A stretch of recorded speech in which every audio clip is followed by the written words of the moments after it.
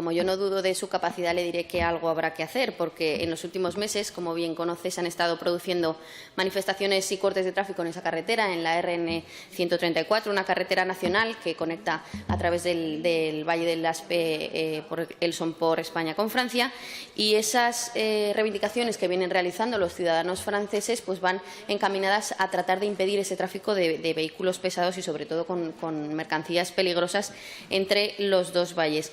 Las últimas noticias, que es lo que a nosotros nos está empezando a alarmar, hablan incluso de que las autoridades francesas se están planteando incluso el prohibir el paso de vehículos pesados a través de esta carretera, es decir, a través del Somport. El Somport es el mejor paso fronterizo que tenemos en la actualidad, la manera más directa de acceder por carretera a Francia desde Aragón.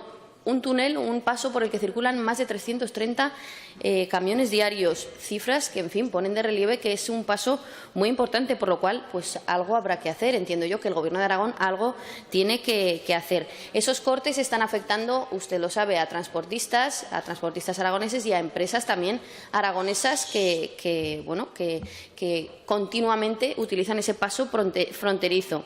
Se da además la circunstancia de que la parte de la carretera que circula o que transcurre hasta Canfrán está en perfectas condiciones. Es una carretera que está en la que se han invertido recursos y que están en muy buenas condiciones, a diferencia de, como digo, la parte francesa, que está en condiciones muy mejorables y que además tiene un trazado muy complicado. Entendemos que el Gobierno de Aragón no puede abandonar esta cuestión, más cuando se están trabajando de manera coordinada en otras cuestiones como la reapertura del Canfrán. Bueno, pues ya que trabajamos y reivindicamos todos juntos el Canfrán, pues también habrá que reivindicar que esta vía de acceso, de comunicación entre Francia y España esté en las mejores condiciones posibles. En la actualidad usted sabe que no es así y lo que le pedimos nosotros es que el Gobierno de Aragón haga todos los esfuerzos que pueda para, a través de sus contactos con Francia, que además me consta que ahora son fluidos, se pueda pedir y solicitar que ese paso esté en las mejores condiciones posibles. Y ya, ¿por qué no? Y ya que vamos de cara al invierno,